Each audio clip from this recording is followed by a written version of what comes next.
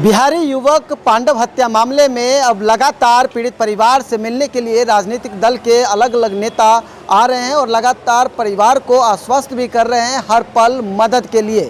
इस वक्त हमसे बातचीत करने के लिए मौजूद हैं लोक जनशक्ति पार्टी से दिल्ली प्रदेश अध्यक्ष शंकर मिश्रा। हम इनसे बात करते हैं और जानते हैं कि किस तरह से परिवार से मिलेंगे और मदद भी करेंगे। नहीं, बिहारी होना गर्व की बात है। हम खुद बिहारी हैं, हम सीना ठोक के कहते हैं हम बिहारी हैं। और अगर किसी को बिहारी से दिक्कत है तो हम हैं, यहाँ हैं, जहाँ मर्जी को हमको बुला ले।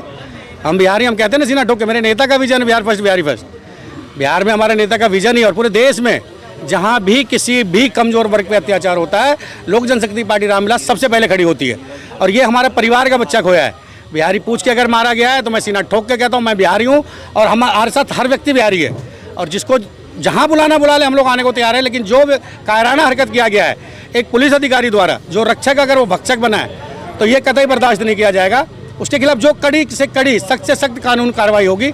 एनडीए की सरकार है दिल्ली में, आदरणीय रेखा गुप्ता जी सीएम है, और देश के यशस्वी प्रधानमंत्री मोदी जी, और कैबिनेट में मेरे नेता आदरणीय चिराग पासवान जी कैबिनेट मिनिस्टर हैं।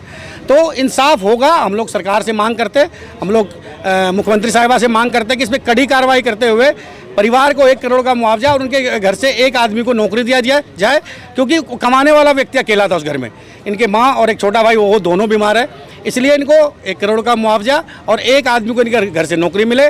और जो अपराधी पुलिस की वर्दी पहनने के बाद जो अपराध किया है उसको कड़ी फास्ट ट्रैक कोर्ट बना के कड़ी से कड़ी सजा मिले, ये हमारी पार्टी और हम मांग करते हैं। बेहतर जिंदगी की तलाश में लोग बिहार से दिल्ली आए थे और उनको इस तरह से ये अंजाम।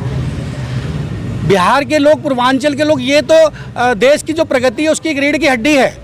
मेहनतकश लोग हैं। इतना मेहनत करके घर बनाना, फैक्ट्रियों में काम करना, हर काम, रिक्शा चलाना, 3 व्हीलर चलाना, इतना काम करके कमा के खाने वाले लोग हैं। और देश के विकास में बहुत बड़ा योगदान है उनका। अगर उन पे ये अत्याचार होता देश की राजधानी दिल्ली में तो ये बर्दाश्त नहीं किया जाएगा। प्रशासन जो गैर कानूनी काम है उनको रोके, वो तो उनसे रुकता नहीं। दिल्ली में सरेआम बच्चे समेट के चपेट में आ रहे, सरेआम सट्टा चल रहा, सरेआम गलत काम लोग कर रहे हैं। लेकिन पुलिस पर अंकुश क्यों नहीं? पुलिस पे अंकुश होना चाहिए। मैं तो कह रहा हूँ, इस प्रकार से अगर पुलिस को आप खुली छूट दे रहे हो, अगर वो ऑफ ड्यूटी था तो उसके बाद हथियार क्या कर रहा था? पहले तो उस सेल के बड़े अधिकारी जो जिस भी विभाग में था उसके बड़े अधिकारियों को सस्पेंड किया जाए, उस पर इंक्वायरी करवाई जाए कि ऑफ ड्यूटी उसके बाद हथियार क्या कर रहा था। ये भी एक विषय है, चिंता का विषय है कि एक ऑफ ड्यूटी अधिकारी हथियार लेके घूमता है और निकल के बिहारी उसके गोली मार देता है। ये बर्दाश्त नहीं होगा। लोक जनशक्ति पार्टी रामविलास इस पर कड़ी, जितना कड़ा से कड़ा एक्शन वो करवाएगा।